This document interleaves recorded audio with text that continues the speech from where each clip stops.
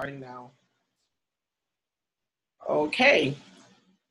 Welcome to the movement. Thank you all so much for coming out tonight. We want to welcome you to the movement. We're a motivational organization here to educate minds, empower, nurture, and transform. We're a movement to move. We want to see you thrust into your purpose so that you can begin to live your best life. We want to see you win. And we want to help give you the tools and the resources to do that. We're actually walking in purpose, and there's nothing more exciting than knowing where you're supposed to be and knowing exactly what you're supposed to do.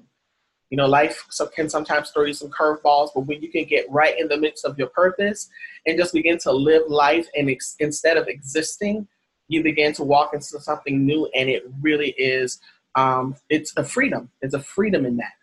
It frees you up.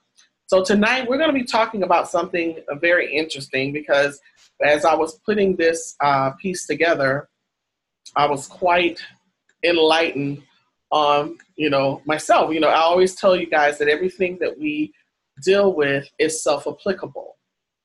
And we want to make sure that everybody understands that I'm not going to give you something and tell you something that I have not applied to my own life, or that I have not lived, or I have not experienced. I'm going to make sure that everybody understands that, listen, we're all in the same boat. I don't claim to have to be a person who's arrived or have it all figured out, because I don't.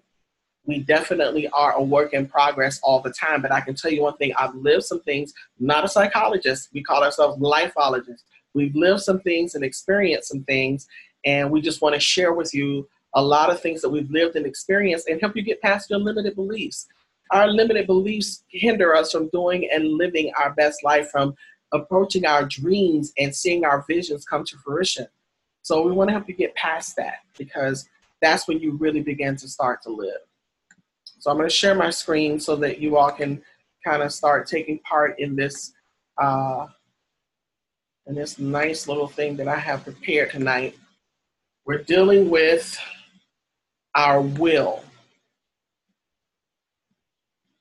This is a question that we find ourselves asking all the time. I don't know about you, but I can honestly talk about myself. Will I? Won't I? Am I operating in my will, or am I operating in God's will for my life? Funniest thing in the world is this little fella here. You see the little fella in gold. And I'm going to go back for those of you who missed it, because I see that a lot of people weren't looking at the screen. But we find ourselves right here most of the time, where we have the good angel and the bad angel. You see the little fella in the gold? That's us. We're in that tug of war between doing what we know we're supposed to do and what we're not supposed to do, or whether or not we're operating in God's will or in our own will. So, and a lot of times it's not necessarily that, a lot of times we over spiritualize and we make things too mystical and too spiritual and too, we just go a little too far. We get deep, as the people say, you get real deep. You got those deep, deep, deep saints that that everything is, you can't even speak to them without them saying, hello, how you doing? Oh, I'm blessed and highly favored. All of that is wonderful. But we all go through things. We experience some stuff in this life. Life is tough. Life is challenging. Life takes you through some changes. And I don't know about you, but I know that I have experienced enough in my lifetime to know that there are times that you might need to lay on the black couch with somebody and say, I don't know what I'm doing. I feel so lost. I feel so unfulfilled. I don't know, there's got to be something more. I'm not happy. I feel like I'm going in circles. All of that stuff. We've all experienced these things. But one of the things that we sometimes fail to deal with is whether or not we have actually just gone against our gut. Sometimes your gut will tell you something. They'll tell you not to do something, and you do it. Tell you not to go somewhere, and you go. Now, we have common sense. We don't have to go and hear God crack the sky open. Daughter Valerie, do not go there. Do not do that. No, you have a gut. You have an instinct. You have discernment. And then sometimes you're dealing with stuff that is totally against God's will for your life. And so we have to really deal with what, what is will? What makes us be this person? So I want to go through a little bit of just defining and breaking down what will is. Will is the faculty by which a person decides on and initiates action. It's just that instinct. You decide or you initiate something based on what you will to do. And sometimes your gut can tell you that it's not good for you, but because you want to, you just will to do what you want to do. You make the decision. It's a deliberate or fixed desire. How many times have you been in a position where, okay, we can all relate to this. Think back to your teenage years. All of us on here are a little older. All of us who are here now. If you came on later and you about 12, I'm sorry. But how many times did your mama tell you, baby, he is not for you. He is no good. Don't do it. Don't go down that road. But you have a deliberate or fixed desire to just do what you want to do. That's will. You have a deliberate or fixed desire to do what you want to do. And here's another word for it too. It's a choice. You made a choice. And this goes for almost every aspect of our lives. We have the ability to choose what we're going to do, to choose how we're going to live, to choose where we're going to work, to choose who we're going to love. But the problem is, are we making the right choices? Because remember now, will is the faculty by which a person decides on and initiates action. What is at the origin of the will for your life? Here's something. Willpower. Wow. Now this one is very interesting. I'm going to keep showing y'all that little tug of war because that's what we're actually in all the time. We're in the midst of a tug of war in our lives. I want to go back to homeboy and let him swing around again. We got the tug of war going. I want y'all to really grasp that tug of war because that's that flesh and spirit thing. Willpower is control exerted to do something or restrain impulses. Now, when we're dealing, as I said earlier, when we're talking about will, we're talking about that thing that causes us to make a decision, a choice, that instinct, that is our will. Willpower is the ability to control that will, control exerted to do something or restrain impulses. So we have to develop willpower. Can you say no? Some people can't say no. You can't build up the control and the restraint from saying no. And it's okay sometimes to say no. Can you do such and such and such for me? No, I really can't. If I could help you, I would, but I can't. So the answer is no. But there are sometimes, and I've been here, Brenda used to tell me all the time, you attract the darndest people. Everybody come and you just want to take in a stray cat and you just can't say no. And a lot of times I just couldn't. I felt sorry for everybody, and they would come to me and ask me to do something. Can you do this? Can you do that? And I would not have the willpower to say no. I would just hold on to it. Like, I'm sorry, I just can't say no. I don't want this person to feel indifferent. I don't want them to feel bad. I don't want them to do without. I don't want them to go without. So I just couldn't say no.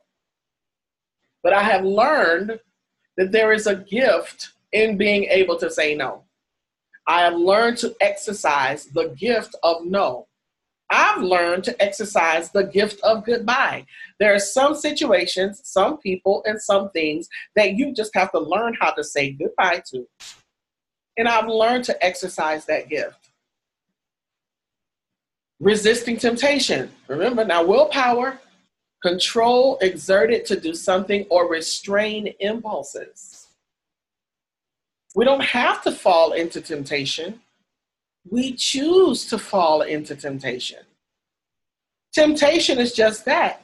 Temptation says, okay, that piece of cake is over there and it ain't bothering nobody. It ain't bothering nobody. That piece of cake is over there. He ain't thinking about you. He's minding his own business. But you cannot resist the temptation of that piece of cake sitting on the table. Now, when Carrie bakes a cake, she had the unmitigated gall to put the cake under a glass and put it on the table. So every day when you walk by the table, that cake over there on, hello, me, come here, yeah, you, come here. So I'm like, okay, I'm going to resist temptation. Some days I win, and some days I just decide I am not going to control myself and restrain from the impulse, and I go over and I lift the glass and I cut the cake. But when you have willpower, when you take power over your will, then you can say no and you can resist temptation. You can override bad thoughts. Remember now, this is the breeding ground of every decision that we make. It starts in the mind. We make decisions based on what's in our thought process. When we start thinking foolishness, we start doing foolishness. Hi, Ebony. We start thinking foolishly, we start doing foolishly. We start thinking bad, thinking negative, negativity comes. We start thinking and giving into defeat, doubt, fear, everything. All of that stuff will start to overcome you. Why? Because you have given into the temptation. You have given into the bad thoughts. Remember now, willpower, getting control of the will. Ebony, you all right? I'm fine. I'm just over here making mistakes and touching stuff. Don't mind me. Oh, okay. All right. Okay. So I'm going to come out here for just a second. So here we are. We have dealt with a few different vantage points about our will. Understanding what will is, understanding how to, how we have to look at the fact that we have to be able to define it. We're looking at the fact we're able to define it. Faculty by which a person decides on or initiates action, a deliberate or fixed desire, a choice. Basically, that's what the will is. Tonight's topic, will I, won't I, Ebony? We're dealing with that bad angel and the devil just swinging us around, and then that tug of war that we have between our flesh and spirit. Control exerted to do something or restrain impulses, that's willpower, when you have the power over your will. We're dealing with, can you say no? A lot of people can't say no. A lot of people can't resist temptation. And a lot of us can't override the bad thoughts. We get caught up in the bad thoughts, can't override them. For some reason, we're just stuck right there. Can't get past the bad thoughts. So we have got to get control of our will, because I'm going to tell you, that's the one thing that when you can embody that particular part of you, you can start to set the path for everything that's to come. But a lot of times we just can't get past it. So I'm going to go back into the presentation here. So we're going to review just a little bit. That's my little devil and angel swinging Polo Goldie around. Control and exerted to do something or restrain impulses. That's willpower. Can you say no? Can you resist temptation? Can you override the bad thoughts? Diet and exercise. This is what we always, when we equate willpower, we always apply it to this. Diet and exercise. Having the willpower to stay on that diet. Having the willpower, I was talking earlier about that cake under the glass. But willpower is, when it says control and exerted control exerted to do something, when you get up every day and say, I'm going to exercise, when you get up every day and say, I'm going to stick to my diet, you're going to do that, and you're going to restrain from the impulses to binge eat or to just stay in the bed. Now, this is a fight I lose almost daily, so pray for me. I'm in this fight on a daily basis, and it's a struggle. The willpower to study. And, we want to do something. And I can tell you this, one of the things that we talked about, I think we talked about this early on, maybe about a month or so ago, about the fact that when you're walking into your purpose, you're challenged to become educated in your purpose. When you decide, okay, I'm going to do this, it's up to you to go and gather all the information, Sharon. The catering information is not going to leap into your house and leap on the page and just leap into a spreadsheet for you to do it. No, you have to actually pull all of your resources together, educate yourself, study, and get all of the information that you need to make the business function. And it takes willpower to do that. You have to exercise the power of over your will. You have to control. You have the control to do it or to restrain the impulses from not doing it. So we have to study.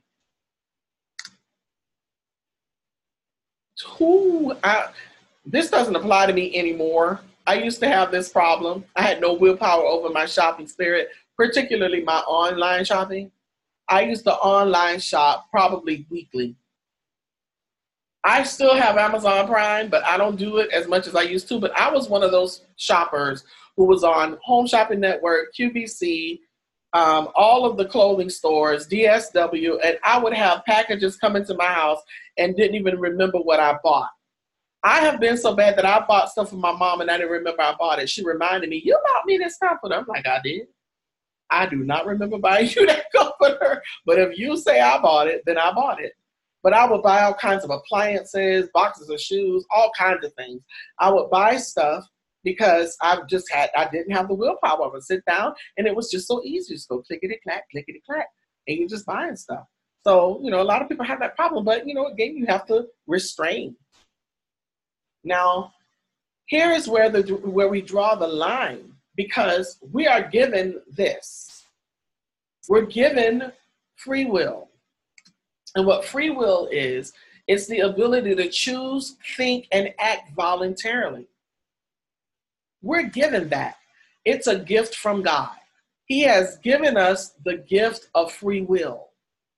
We have the ability to make the choice. We can choose. We can choose what we allow in our mind.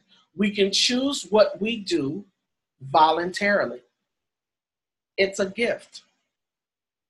Now, what we do with it is where the problem comes in. As we talked about willpower and why we have to have the power over our will. It's because we've been given this and we need to know how to control it. We have the power to set up our future. Because we have free will, we have the power to choose to put the business plan together, to choose the right people to connect with, to choose how to use our time to make things work. We have the gift and the ability to do that. But we spend a lot of time choosing not to do these things. And we see a vision and know it's something that we're supposed to have, and we're waiting for it to come to us. I'm just going to sit here and wait on the Lord. I'm just waiting on God. Mm-hmm. And you're going to be waiting and waiting and waiting. I see you smirking, Tanya. And waiting. I'm just waiting on the Lord. I just believe He going to do it. Fix it, Jesus. He going to fix it. He going to fix him. Fix it, Lord. Mm-hmm. Guilty. I'm just going to sit here and just allow God to just work on me. He going to send me this and He going to give me that. He done told me I'm a poster child.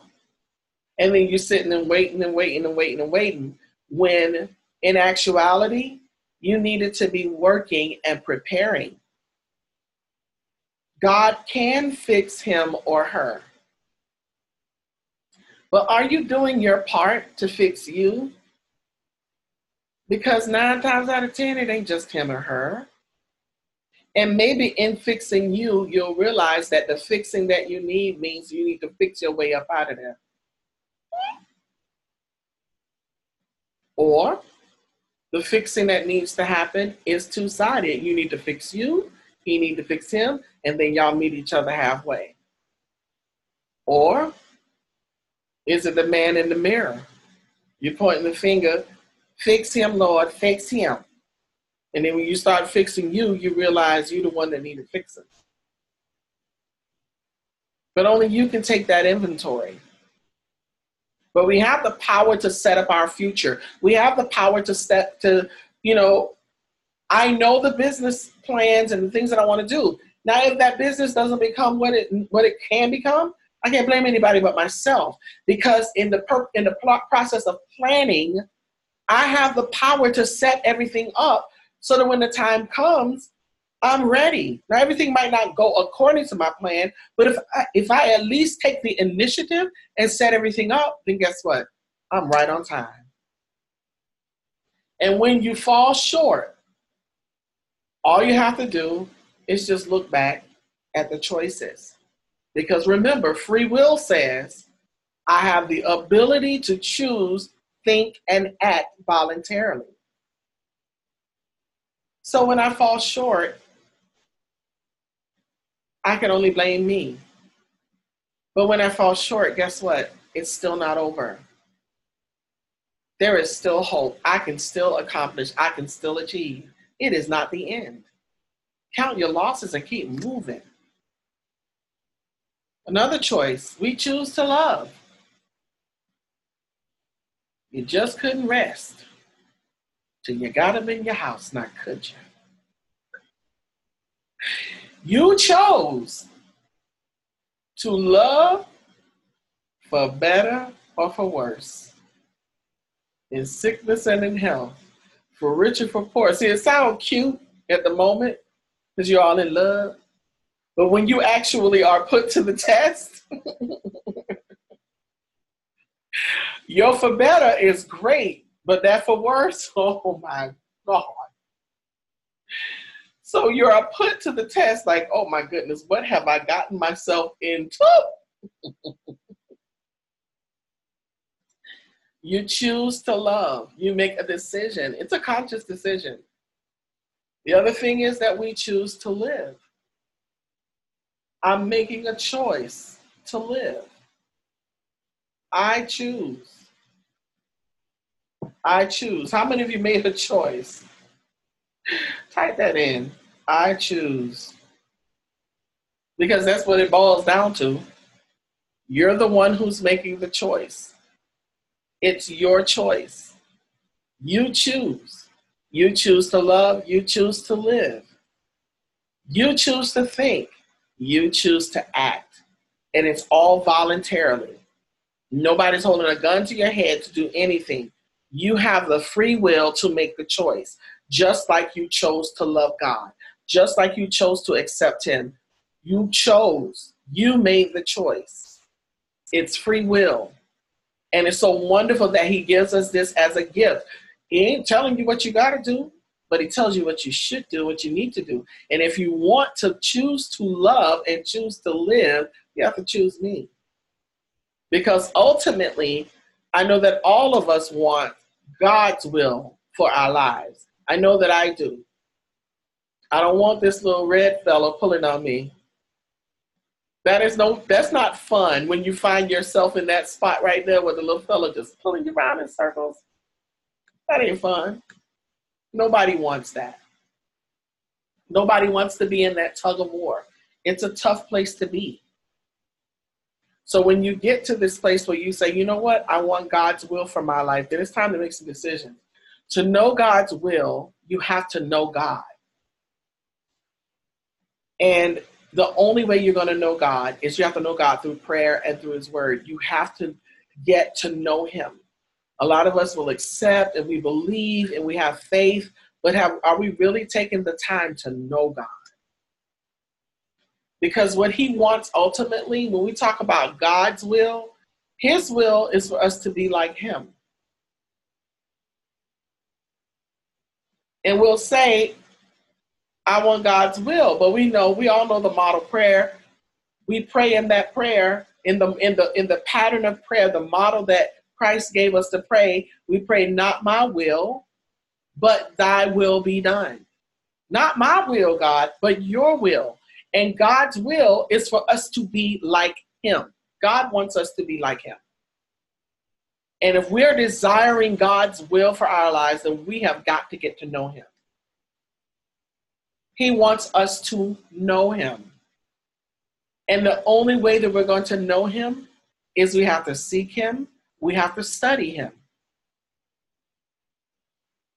He desires for us to prosper, to have hope and a future. He has a plan for your life. And the plan is for you to prosper, to have hope, and to have a future. But here's the key. You have to give in to God's will in order for God's plan to take place. If you want God's plan to operate in your life wholeheartedly, if you want to walk in those things that God has for you and prosper and live a life of hope and have a great future and live the abundant life that Christ said, I am come that you might have life and that you might have it more abundantly. If that is what you think that you're supposed to walk into and live and have, then you have got to know him. You cannot operate under that plan unless you know him and you are desiring to turn over your will to him and have it be his will for your life. He wants us to know love and to be loved. We deserve to be loved, whether it be by family, whether it be by friends, or whether it be to be loved by a human being in a significant relationship or marriage. He wants us to know love and to be loved.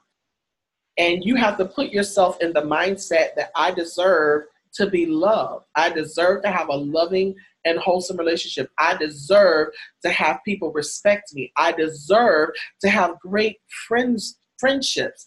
I deserve to have great kinships and relationships. Remember those ships? You deserve to have all of the ships to line up in your life properly.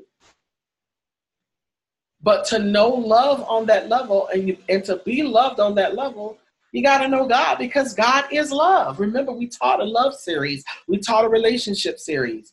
You have to know God and you have to understand that God is love. That is the origin of love. He exercised the greatest form of love when he gave his son.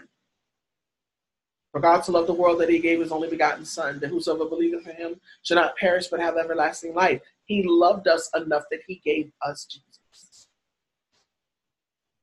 He wants us to have knowledge and truth.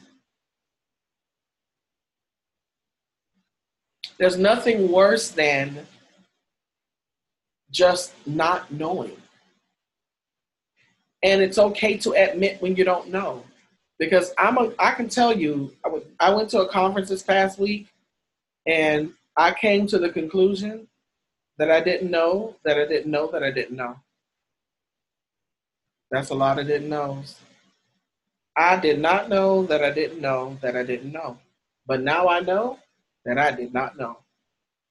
I was like, wow. But that's why we have to educate ourselves. And then we have to become knowledgeable of the things that we need to know. And we have to be honest. We have to be truthful. God wants us to have knowledge and truth. And ultimately, he wants us to live eternally with him. So when we want to line up our lives to God's will,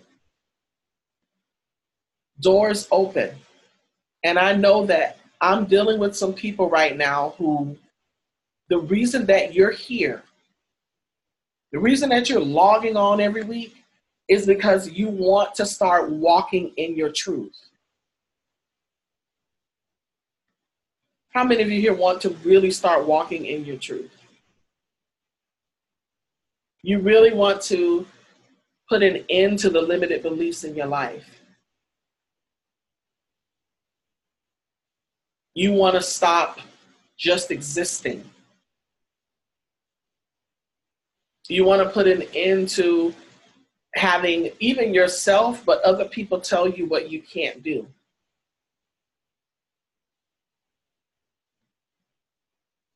Because there's more to life than getting up every day and just going to work and then coming home and cooking dinner and then laying down and going to sleep and getting up and doing it all over again. And then once every blue moon, you go to the movies. Once every blue moon, you go out to eat with your friends. Once every blue moon, you might have a little family time. But are you really living? Are you really enjoying an abundant life, or do you feel like you're headed in the right direction to do so? And I know that I'm amongst people who either feel the way I feel or feel the way I felt. I have done a lot of great things in my life. I'm grateful that I've been able to do some things that a lot of people only dream of. I've traveled all over the world. I did a lot of things as a young person. As life goes on and you start to feel unfulfilled in your purpose, and you start to feel like you're going through the motions, it gets tough. And I felt that way for the first time when I started punching the clock, because I've always had an entrepreneurial spirit. But when I came out of working for myself and started working for other people, I started to feel trapped. I started feeling like, oh my God, I don't feel like I'm progressing. And then I learned that in my business that I own a big job, not a business. And I'm like, wow, that's what I told you. I told y'all, I didn't realize that I didn't know that I didn't know that I didn't know. But now I know that I didn't know. So now that I know that I didn't know that I didn't know, I need to change things. And that's why I'm walking in this place right now. And I'm sharing with you all the tools and the things that are going to get you out of that place where you feel like you're in that rut. Remember, we talked about that broken record. You keep getting on that groove and you want to go past that groove, and you keep moving in the same groove. And then every time you get to the next level, you find yourself in another groove. And perhaps there's something about your walk that you have to do differently. You have to start thinking differently and doing differently. It's time to exercise the will of God for your life. I know that I'm tapping into some territory right now, especially after having been in the midst of so many different people who we were actually in the process of laying down our limited beliefs. I don't want anything in my mindset that's going to make me think I can't do what I'm setting myself out to do. If I could, how many of you were, I don't know about you, how many of you were dreamers as kids? Like you had a wild imagination. Most kids did. But if you had a wild imagination, like me, type I did or something, because I sure did. I used to dream up some stuff and make up stuff. And I mean, I thought it was just me. There was a young man at this conference sharing that he used to have, and Tanya, this will sound familiar to you. He used to, she talked about we did. He used to have his own television show. Sound familiar, Valerie? He said that he turned his parents, the front of his parents' house, into a whole stage. And he would have the microphone and be like, and we'll be right back after this message. How many times do we have shows? Remember we used to have shows and charge people a dime to get in? We used to have shows and we would charge the kids in the neighborhood a dime. They had to pay a dime to come to our show, and we would put together all the little kids and we would give them, okay, you gonna go first and you gonna go second, and then we gonna do a dance, and then we would do a whole show. And the kids would actually sit in the chairs and watch this stuff. We had a very vivid imagination. Me and my brother had fake radio show. We had fun. And the thing is, let me tell you, what happens is along the way, You know, because like people, like kids like us were considered strange. And I know a lot of my family and stuff thought that I was just as strange as they come because I had such a crazy imagination. You know, and when I was growing up, I had like friends and stuff who were like right around me in age, but most of my siblings were much older, so they didn't want to hear what I had to say. They might hear me sing every now and then and let me, you know, Karen and wouldn't let me sing with them all the time. So I used to be sneaking on the side and harmonizing. So I learned and I put together my own choir because they wouldn't let me be in the big choir. Y'all would not let me be in the big choir. I wanted to be in the big choir. So I went and got Val and Joe and Lisa and Chris, remember Carrie? And we made our own choir. Uh-huh. We made our own choir because they wouldn't let us be in the big choir. So the kids don't really have those kind of imaginations. A lot of kids don't anymore have those imaginations where they would play with nobody. Like Carrie daughter Keisha, she used to whoop the trees and the teddy bears and make them be in school. I'm like, they don't hear you. But when I think back, that's the kind of stuff we did. We just had guinea pigs like Lisa, and we taught her to death. That's probably why she's so smart, because she was always the student. So we had those imaginations, Ebony. We did things, but what happened to all that fire? Because if as a kid, you could dream up having your own fake radio show, why don't you have a radio show now? What was it that made it all stop? What made you stop dreaming? Because trust me, creatives, we're called crazy all of our lives. It's always like, where did you come from and who are you? Because we're strange beings. We just naturally have this ability to create. But something happened as we went on through life. Something happened that started to muzzle or muffle our ability to dream. We stopped dreaming. And it's usually because of things that may have been said or things that we felt. We get older. Other kids might think that we're crazy or stupid. Why are you joining that club? Why don't you want to be a cheerleader? Why you want to get into acting? Why you want to get into chorus? Why don't you want to be in this? I remember as a young girl wanting to be in home ec with some of my other friends, but I wanted to be in chorus too. But I had to make a choice because electives, by the time you get to that age, you're kind of figuring out who you're going to be. And I'm like, I don't want to be up in there cooking all the time. I cook at home. So where a lot of my friends were taking home ec, I had a gift. So I was over in chorus with Miss Gillum. So I'm like, well, this is where I'm going to be. I had to make a choice. But what happens is a lot of times we're pressured by our peers to make a choice that doesn't fit where our destiny is. We make wrong choices. And in some cases, we're told what we can't do. And a lot of teachers have been guilty of that. Oh, you'll never be. I've heard more stories of people whose teachers told them they'll never be an author and they're bestsellers. You'll never be a singer. The chorus teacher at Pinecrest right down here told Ariana Grande that she would never be a singer. She just didn't have the gift. And with the little choir that he wouldn't, what's the little choir, Valerie? Because we had a little student, Joseph, he used to pull his thumbs. Cool Cats. She wanted to be in Cool Cats, just like our little client, Joseph. And the teacher that would not let her in Cool Cats wouldn't let Joseph in Cool Cats either. And Ariana Grande became Ariana Grande despite what that teacher said to her. Simon Cowell told Tori Kelly she would never make it in this business. Tori Kelly is famous. Tori Kelly became successful in the music business. So we allow sometimes what people say, it could be teachers and peers and friends or even family or whomever, we allow people to tell us what we can't do, what you can't. You'll never be able to do that. Woo, child, she crazy. Let me tell you something. She is cray. The lady who ran the conference that I went to see, Lisa Nichols, she said when she first left and started attending conferences where she was the only woman, and then it's actually 4 women, she was not only the only Black woman, but the only Black person.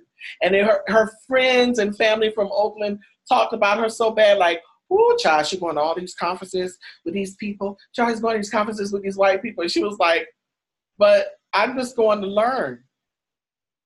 And she said, I had to learn, I had to muffle what the people said to me in my ear about why I was going with all these white people at this conference. Well, would you rather I go with the Black people at a conference? Because if they had a conference, I would go with the Black people at the conference, or I would go to the Hispanic people's conference. I don't care who's having it. I'm going to go where I need to get what I need to get. And despite what everybody else has to say to me or about what I'm doing, I'm going to walk in my truth. And that's what we have to do. We have to get the willpower to restrain all of that, to block all of that foolishness. But a lot of times our will not let us put a muffle to the ears of to our ears from the people that are around us that we feel that we need their affirmation. And that's why we have to line everything up. You don't need anybody else's affirmation. If God showed it to you and you have the desire to and the will to, then sometimes you have to leave everybody else. Remember, we keep saying that. You have to leave everything and everybody, and you have to go after your dream. And I don't know about you, but I'm daring to dream. Type that in, dare to dream. I have entered a season where I dare to dream. I dare you to dream, Ebony. I dare you to dream, Sharon. I double dare you. I dare you to dream, Valerie, Carrie. I dare you. I dare you to dream. Because when you dare to dream, you don't care what anybody thinks or says. You're going to get up and you're going to move toward that. I dare you. I dare you to dream. So I'm going to unmute y'all because I want some feedback tonight because y'all be sitting up on here talking about, mm-hmm. So y'all are unmuted right now. Sharon, I hear you giggling. But how often is that though? How often as a kid, when you think back to your little imagination, why isn't it you stop dreaming? Well, me personally, Miss Cynthia, my reason, I think it was because I had a lot of people that I looked up to telling me that I couldn't do it. Mm-hmm. You know, it was first and foremost, it was kinfolk. You know, Mm-hmm. I remember one time I was on the praise team, and we were having rehearsal that day, and I had to sing a song, and I was practicing. And as I'm practicing, the leader, the praise team leader, she says, "All right, we know you can sing. Can you shut up now?" And that made me just not like that. Really made me want to like stop singing. And it was just too many experiences. Then I had a recent experience with someone, and I told them, I'm trying to do my music, I'm trying to get some songs together, get things going and stuff like that. And he tells me, he said, well, you're not a spring chicken anymore, so people don't want to really hear you. You ain't young like these other kids and that. So let me tell you something. You have to learn to move past, because a lot of times when people are telling you stuff like that, they're telling you that as though you're trying to come into the market and be Beyonce. She was 15. I ain't trying to be Beyonce. And when you can do anything with your music, you are never too old to sell it. You can create music and release music, and even as for nobody to even know you here, Ebony, you get you a good investor, you can go over to Europe and you can make enough money to live for a year. Because nobody over there cares. They don't care who you are or who you're not. They just love music. Yeah. Okay. But we a lot of times we'll when you're surrounded by people who push you into limited beliefs, and when you hear it enough, you start to believe it. So you have to change that surrounding. Okay. And you have to put a blinder on to anyone who speaks ill about your dream and your vision. And that's why sometimes you can't tell everybody. Yeah, that's why I'm mostly I don't need nobody. I need you to tell me I'm not a spring chicken. I know when my birthday is. Right. Girl, you can do anything. Let me tell you, I just sung on Lil Wayne's project, and I'm 50. This girl always coming on like an hour late. Okay, All at the end. All at the end. Listen, I was visiting Imam Pop-Up, okay? But anyway, Ebony, I just went on Lil Wayne's project, and I'm 50 years old, and it doesn't matter your age. You can do anything that you want to do, but you have to get away from the people that make you feel limited. When I've feel been. limited. Go ahead. What were you gonna say? Yeah, what I was saying was like I just been kind of just staying away from that, and then just more so just working on music and being mindful. Like everybody knows, every Wednesday they know, like at a certain time, don't bother me. This is my really for real time. They know. Like right now, like my mom, like, cause I'm in Florida right now. I don't know if you know that I moved to Philly, but your brother told me he had the kids. Yeah. He was So I going went crazy. yeah. So yeah, I moved to Philly like back like early this year. Right. But I went back and I visited or whatever, so I'm going back again or whatever and moving and everything like that. But mostly this is really I just really stick to just staying to the children and just working on music, and I really stay out of people's way. I'm really not on my phone much. I am on it, but not as much as I should be, I guess. Because I'm mostly trying to deal with the music and everything like that. But yeah, a lot of things, a lot of oppositions come or whatever. However, I'm still trying to hold on to that dream, because I did say that a couple of days ago to someone else, and I said I noticed that we don't have we don't think the way children think. We think more our mind frame and is more tainted than children, because we've been through trials and everything with different people and situations, and it's changed us. But children, they still have that innocence, so they still have that imagination and everything like that that doesn't shoot them down. And I was saying on working on towards and getting back to that, having that imagination or that mind frame of a child. I ain't gonna say about the trusting part. I'm still working on that part. But yeah, I don't want to keep talking, but yeah. Oh, no. You're fine. You're fine. And the thing is, Ebony, I get where you are. I really do. And of course, we pray for you weekly, because we know that it's a struggle sometimes when you have been hurt to learn how to bring down those walls. And it doesn't mean that you have to make yourself vulnerable to the same people or the same situations. But when you put up a wall that just isolates you, it limits you. And you don't have to be limited. You just have to guard what comes in. You have to learn how to put that guard up. And, and even when somebody seeps in and they do something weird that hurts you or whatever, just evict them. Evict them. But don't put up a wall to close off from everything and everybody else, because you're a great person. You have a lot of great qualities, and, you have a lot to share. You have a lot of light to shine. Don't let anybody put shade on your light. No, you excuse them from your light. You excuse them in their shade, and you keep your light shining. Right. So I don't have anything else to say except hi, Katie. Do you know who that is, Katie? Yeah, I don't know if she remember. She knows who you are, but she doesn't know that that's you. Yeah, probably. I don't. That's Traction Sister, Katie. You don't see her because her picture's not on. That's Ebony. Yeah. So I'm just excited about where everybody's going. Sharon, how you coming with the catering? Oh, it's coming. I got a wedding next month, 15th of next month. And of course, it's a lot of work. Okay, what you do is a lot of work.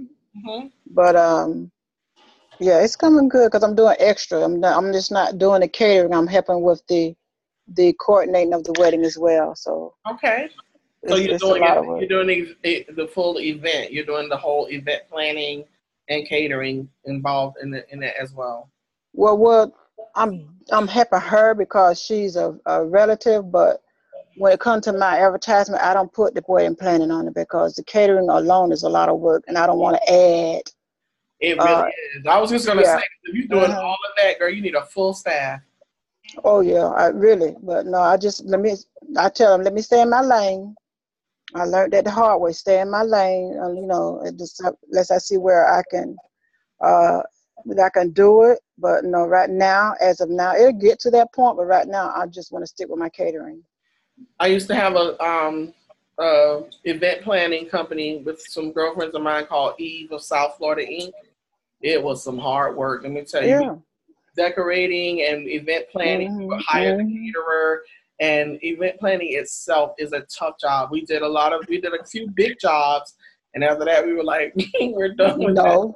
Right? The last one we did was my niece's wedding. When my niece Lisa got married, and I brought some stuff down, and we did the decorations for her wedding. But it is a tough job. But I'm praying for you, Sharon, because I do want to see you get your catering business like full-fledged and doing these big events. There's no reason why you can't be doing Oprah. Hey. Oh, okay. So I'm calling. Because this is my fourth one. This is my fourth one. I had 2 birthdays. Because you know I did Annette wedding. Right. And then I did. I'm doing this one. Mm-hmm. But I did small events. Like I just did it was Valentine's Day. I think that was the last one I did. Mm-hmm. This couple of Valentine's Day, I went to their home in Port Orange, and I set it. It was a surprise for the wife. Set it up. Oh, that's nice. It was gorgeous, and surprised her.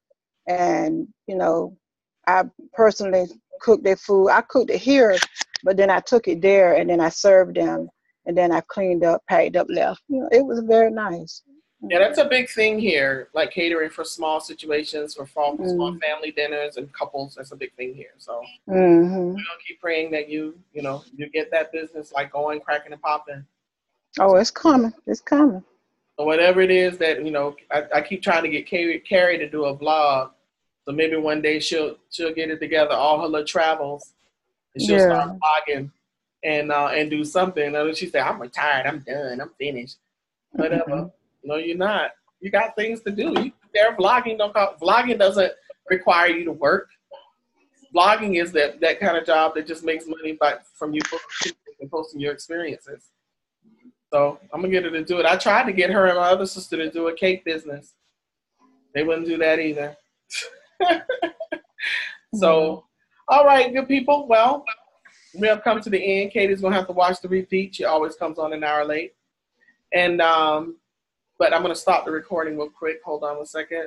Thank you all for joining us. For those who watched on repeat, make sure you follow us at Movement Worldwide everywhere.